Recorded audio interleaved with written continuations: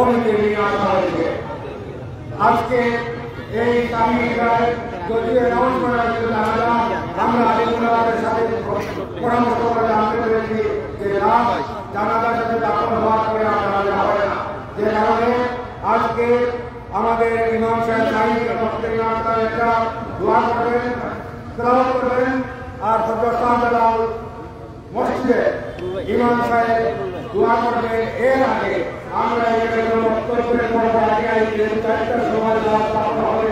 এখানে যেহেতু আমাদের কল্যাণটা জেলা বিএনপি মহানগর বিএনপির নেতৃত্বে এখানে উপস্থিত হয়েছে, আনুষ্ঠানিকভাবে 1 মিনিটে তারা পুষ্পস্তবকের মাধ্যমে শেষ শ্রদ্ধা নিবেদন করবেন।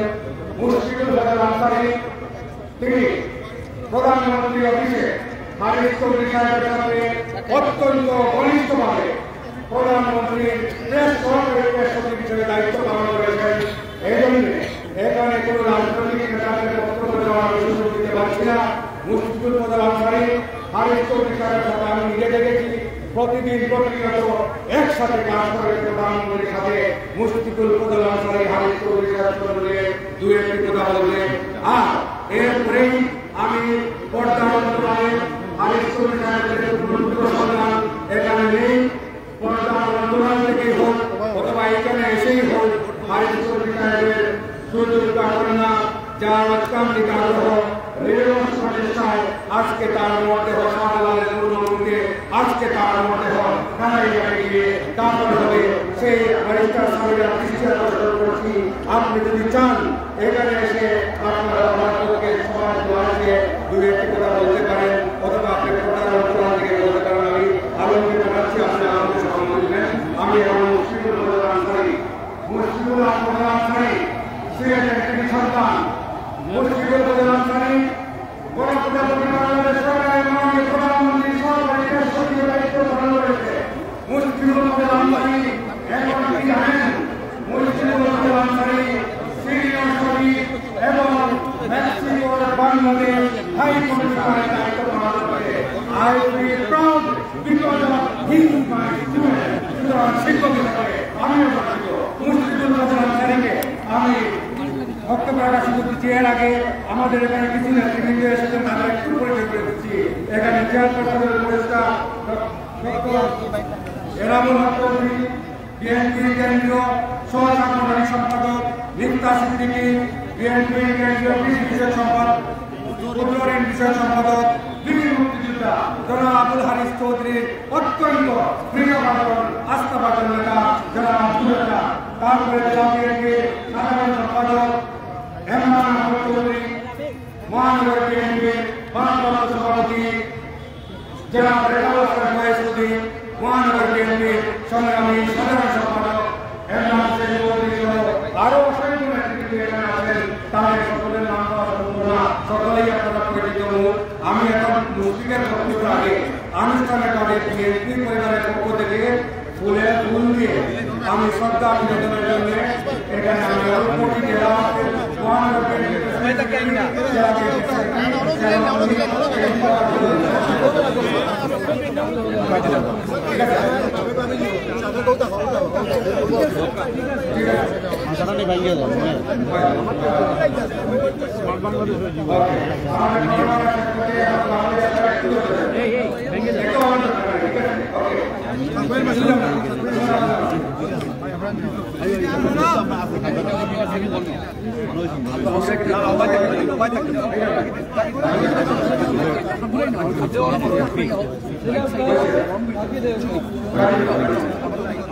ঠিক আছে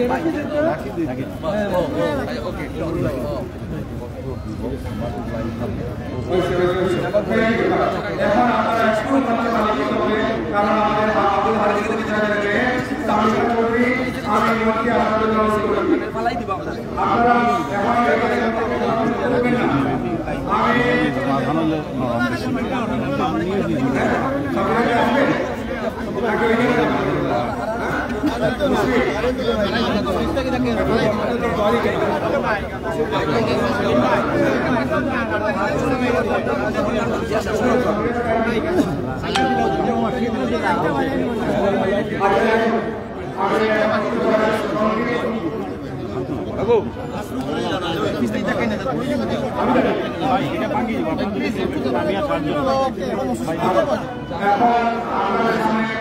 প্রোডাকশন আছে ভাই, প্রোডাকশন আছে।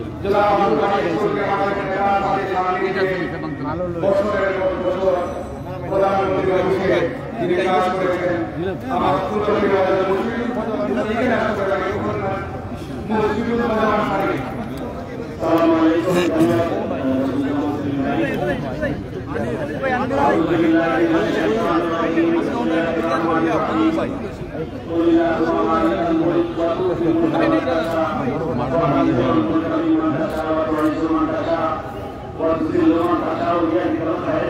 إنك على كل شيء قدير تولد الليل في النهار وتولد النهار في الليل وتخرج الحي من الميت وتخرج الميت من الحي وترزق من تشاء بغير حساب আপনারা জেনেছেন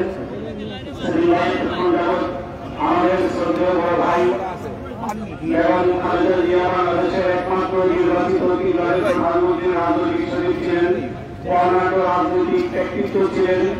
তিনি ইন্তেকাল করেছেন, কিন্তু তার ধান জাতীয় সুচারুভাবে সম্পন্ন করেনি সরকার এবং তার এই প্রিয় মাতৃ শাহজালাল রহমতুল্লাহ আলাইহি এবং 360 স্মৃতি জড়িত এই পূর্ণ ভূমিতে তার ব্যবহার সাথে তাদের অবশেষকে আমরা জানা দিতে পারি। কিন্তু আজকে আমি শ্রদ্ধাবনত চিত্তে স্মরণ করছি সেই সমস্ত বীর সেনাদের, সেই সমস্ত ছাত্রদের যারা তাদের ভূমিতে বুককে বিলীন করে আসছে, এই আনুষ্ঠানিকতাটুকু করতে দিচ্ছে। সেই জন্য আমি মহান আল্লাহ তাআলার শুকরিয়া আদায় করছি, আলহামদুলিল্লাহ। এবং আজকে এই হাদিস চৌধুরী সাহেবের সুরক্ষা কন্যা আমাদের ভাবিজি সাবিনা চৌধুরী যে অক্লান্ত পরিশ্রম করেছে তার বাবার হারাম মর্যাদা থেকে এগিয়ে আনার জন্য, তার বাবার প্রতিষ্ঠিত করার জন্য সেই জন্য তাদেরকেও আমরা কৃতজ্ঞতা জানাচ্ছি। এবং বিএনপির নেতৃবৃন্দ এখানে যারা উপস্থিত হয়েছেন, জামাত ইসলামী বৈষম্য বিরোধী ছাত্র নাগরিক কমিটি যারা এসেছেন, সকলকে আমি আমার ব্যক্তিগত পক্ষ থেকে আন্তরিক শুভেচ্ছা এবং ধন্যবাদ এবং কৃতজ্ঞতা জানাচ্ছি। আমি তো বিদ্যুৎকরণ ঘটাতে চাই না, আপনারা জানেন হাদিস চৌধুরী কে ছিলেন। তিনি একজন মেধাবী ছাত্র ছিলেন, তিনি নারায়ণ কলেজের স্টুডেন্ট ছিলেন, তিনি দুটি বিষয়ে ঢাকা ইউনিভার্সিটিতে মাস্টার্স করেছেন। তিনি ন্যাশনাল টি কোম্পানি চেয়ারম্যান ছিলেন, প্রধানমন্ত্রী ছিলেন, বাংলাদেশের সরকারি ছিলেন। পরবর্তীতে উনি প্রতিমন্ত্রী রাজনৈতিক সচিবের দায়িত্ব পালন করেছেন। আমার সৌভাগ্য হয়েছে আমি তার সঙ্গে কাজ করতে পেরেছি এবং তিনি একজন আমার রেফারেন্স ছিলেন। আমার বলতে দ্বিধা নাই, আমি প্রধানমন্ত্রী এবং খালেদা জিয়া আমাকে পছন্দ করতেন, এখনো তারা আমি বিশ্বাস করি। তো তার এই পরিচিতির সুবাদে অর্থাৎ হাদিস চৌধুরীর মাধ্যমে আমার এই পরিস্থিতি ঘটে, সেই জন্য আমিও কৃতজ্ঞ এবং আজকের এই কর্ম প্রক্রিয়ার সাথে যুক্ত থাকতে পেরে চলতে পেরেছি বলে আমি মনে করি। আপনারা সবাই তার আপনার মাত্রার জন্য দোয়া করবেন, নিশ্চয়ই মহান আল্লাহ পৃথিবীকে জান্নাতুল ফেরদাউস দান করবেন। এই বলে আপনারা যারা সমবেত হয়েছেন সকলকে ধন্যবাদ জানিয়ে আমার বক্তব্য এখানে শেষ করছি। আল্লাহ হাফেজ।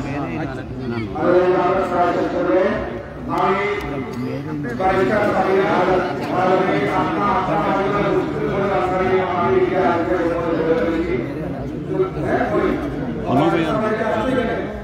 না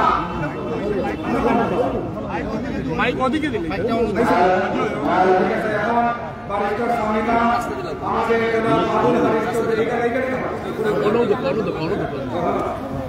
কথা বলা বলতে তো বারিকার সাবিনা মেয়ে বারিকার সাবিনা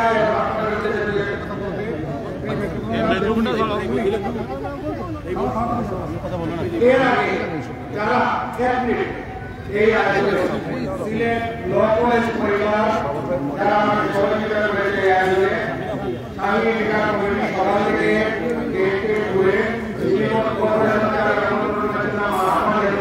সাহিত্যিকা পরিচালনা করা ধন্যবাদ জানাই, পরিবার তাদেরকে ধন্যবাদ জানাই, সাহিত্যিকা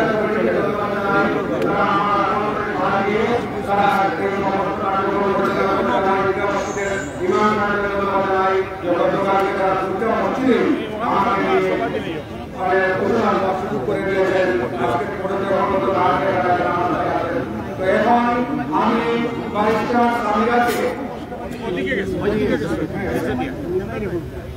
বেশি কথা বলার জন্য আমি অনুরোধ করব এর আগে আমি উনি কুরআন পাঠ তেলাওয়াত করবেন এবং এরপরে মাইকা দেন না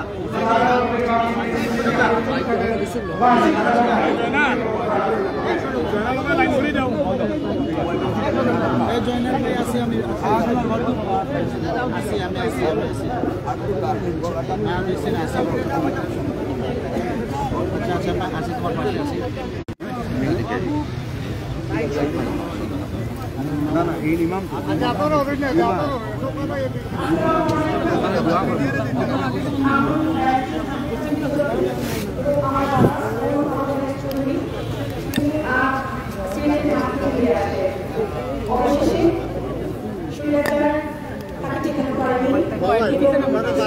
ভাই একটু মোবাইলটা পিছিয়ে নামাও না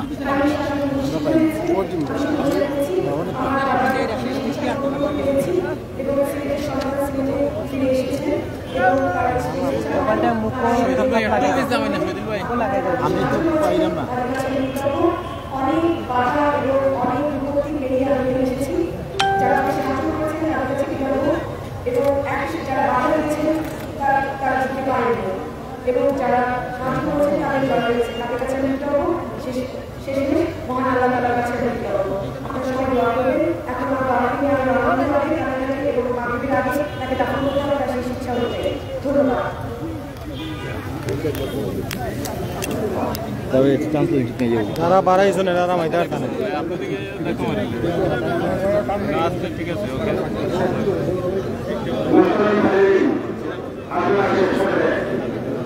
এখন শাহী গ্রাম মসজিদের ইমাম সাহেব একটা কোরআন তেলাওয়াত করবেন কোরআনকে পাঠ করে তেলাওয়াত করবেন তেলাওয়াতের পুরোপুরি আব্দুল মুনিম শাহী গ্রাম মসজিদের ইমাম কোরআন পাঠ তেলাওয়াত করে আমাদের হুজুর আল্লাহ মসজিদের ইমাম সাহেব দোয়া করে তেলাওয়াত করেন আমাদের দোয়া করুন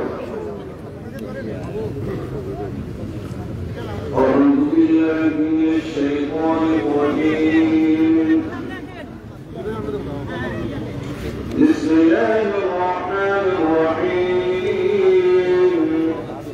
لو أنزلنا هذا القرآن على جبل لرأيته خاشعا متصدعا من خشية الله وتلك الأمثال نضربها للناس لعلهم يتفكرون هو الله لا إله إلا هو عالم الغيب والشهادة